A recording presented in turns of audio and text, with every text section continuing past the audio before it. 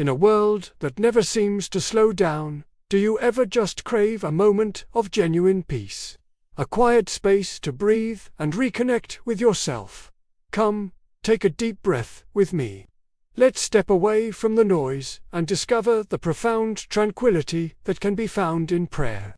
It's in these quiet moments of contemplation, when we still our minds, that we can truly relax our bodies and our souls. Let's also open our hearts to the timeless wisdom of the Bible.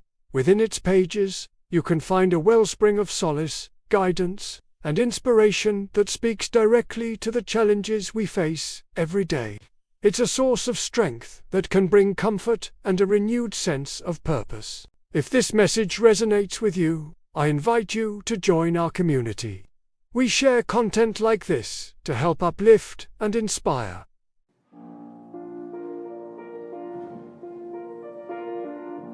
Now the Lord said to Abram, "Go from your country and your kindred and your father's house to the land that I will show you, and I will make of you a great nation, and I will bless you and make your name great, so that you will be a blessing. I will bless those who bless you, and him who curses you I will curse. And by you all the families of the earth shall bless themselves." So Abram went as the Lord had told him, and Lot went with him. Abram was 75 years old when he departed from Haran. And Abram took Sarai his wife, and Lot his brother's son, and all their possessions which they had gathered, and the persons that they had gotten in Haran. And they set forth to go to the land of Canaan. When they had come to the land of Canaan, Abram passed through the land to the place at Shechem, to the oak of Moreh. At that time the Canaanites were in the land. Then the Lord appeared to Abram, and said, "To your descendants I will give this land." So he built there an altar to the Lord who had appeared to him. Thence he removed to the mountain on the east of Bethel, and pitched his tent, with Bethel on the west and Ai on the east. And there he built an altar to the Lord, and called on the name of the Lord. And Abram journeyed on, still going toward the Negeb. Now there was a famine in the land. So Abram went down to Egypt to sojourn there, for the famine was severe in the land. When he was about to enter Egypt, he said to Sarai his wife, "I know that you are a woman beautiful to behold, and when the Egyptians see your tay will sigh, 'This is his wife.' Then they will kill me, but they will let you live. Say you are my sister, that it may go well with me because of you, and that my life may be spared on your account." When Abram entered Egypt, the Egyptians saw that the woman was very beautiful, and when the princes of Pharaoh saw her, they praised her to Pharaoh. And the woman was taken into Pharaoh's house, and for her sake he dealt well with Abram. And he had sheep, oxen, he-asses, men-servants, maidservants, she-asses, and camels. But the Lord afflicted Pharaoh and his house with great plagues because of Sarai, Abram's wife. So Pharaoh called Abram and said, "What is this you have done to me? Why did you not tell me that she was your wife? Why did you say, 'She is my sister,' so that I took her for my wife? Now then, here is your wife. Take her and be gone." And Pharaoh gave men orders concerning him, and they set him on the way with his wife and all that he had.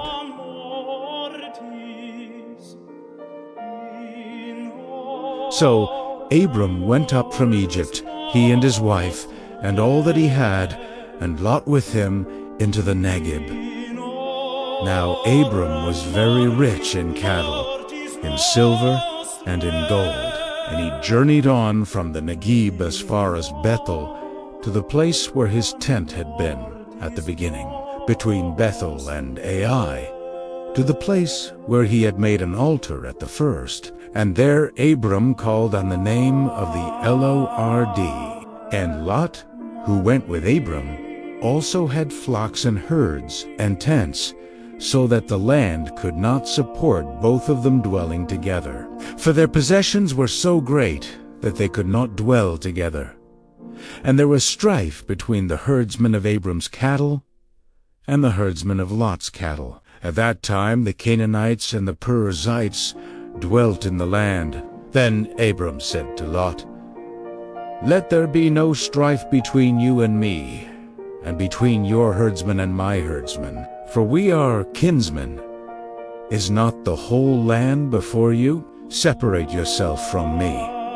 If you take the left hand, then I will go to the right, or if you take the right hand, then I will go to the left." And Lot lifted up his eyes, and saw that the Jordan Valley was well watered everywhere, like the garden of the Lord, like the land of Egypt, in the direction of Zoar. This was before the Lord destroyed Sodom and Gomorrah. So Lot chose for himself all the Jordan Valley, and Lot journeyed east. Thus they separated from each other. Abram dwelt in the land of Canaan, while Lot dwelt among the cities of the valley and moved his tent as far as Sodom. Now the men of Sodom were wicked, great sinners against the Lord. The Lord said to Abram, after Lot had separated from him, "Lift up your eyes, and look from the place where you are, northward, and southward, and eastward, and westward. For all the land which you see I will give to you and to your descendants. Forever I will make your descendants as the dust of the earth, so that if one can count the dust of the earth, your descendants also can be counted. Arise, walk through the length and the breadth of the land, for I will give it to you." So Abram moved his tent, and came and dwelt by the oaks of Mamre, which are at Heb, and there he built an altar to the Lord.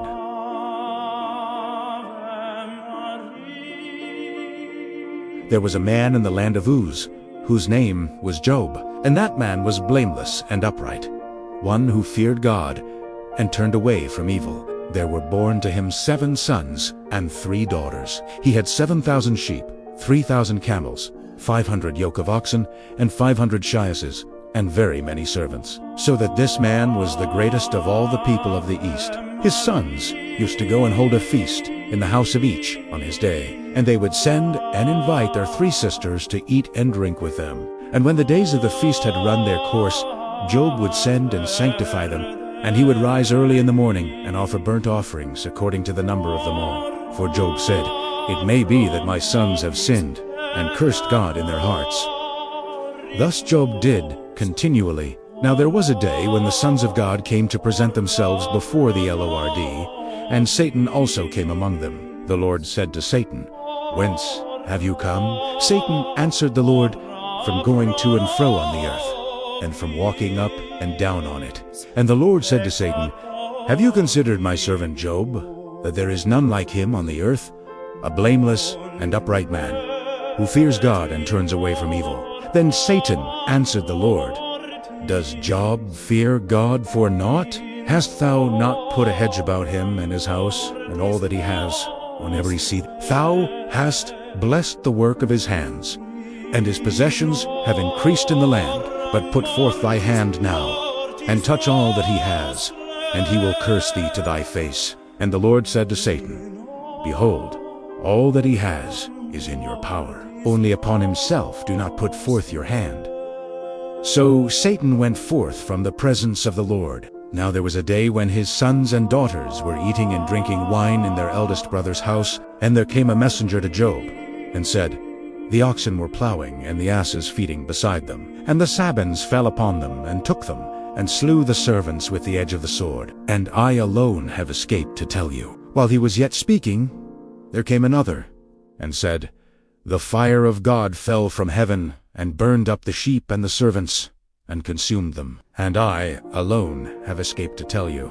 While he was yet speaking, there came another, and said, "The Chaldeans formed 3 companies, and made a raid upon the camels, and took them, and slew the servants with the edge of the sword. And I alone have escaped to tell you." While he was yet speaking, there came another, and said, "Your sons and daughters were eating and drinking wine in their eldest brother's house. And behold, a great wind came across the wilderness, and struck the four corners of the house. And it fell upon the young people, and they are dead, and I alone have escaped to tell you. Then Job arose, and rent his robe, and shaved his head, and fell upon the ground, and worshipped. And he said, Naked I came from my mother's womb, and naked shall I return. The Lord gave, and the Lord has taken away. Blessed be the name of the Lord.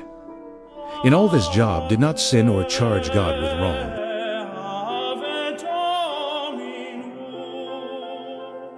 Again there was a day when the sons of God came to present themselves before the Lord, and Satan also came among them to present himself before the Lord. And the Lord said to Satan, Whence have you come? Satan answered the Lord, From going to and fro on the earth, and from walking up and down on it. And the Lord said to Satan, Have you considered my servant Job, that there is none like him on the earth, a blameless and upright man, who fears God and turns away from evil? He still holds fast his integrity, although you moved me against him, to destroy him without cause. Then Satan answered the Lord, Skin for skin. All that a man hath, he will give for his life.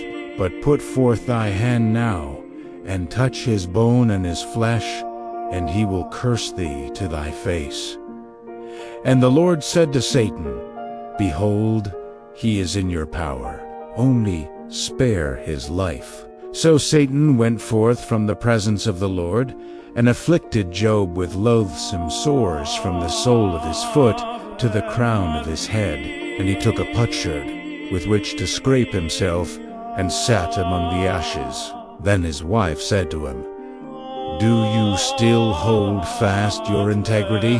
Curse God and die. But he said to her, You speak as one of the foolish women would speak. Shall we receive good at the hand of God? And shall we not receive evil? In all this, Job did not sin with his lips. Now when Job's 3 friends heard of all this evil that had come upon him, they came each from his own place, Eliphaz the Temanite, Bildad Teshuhite, and Zophar the Naamath. They made an appointment together to come to condole with him and comfort him. And when they saw him from afar, they did not recognize him. And they raised their voices and wept. And they rent their robes and sprinkled dust upon their heads toward heaven. And they sat with him on the ground 7 days and 7 nights. And no one spoke a word to him, for they saw that his suffering was very great.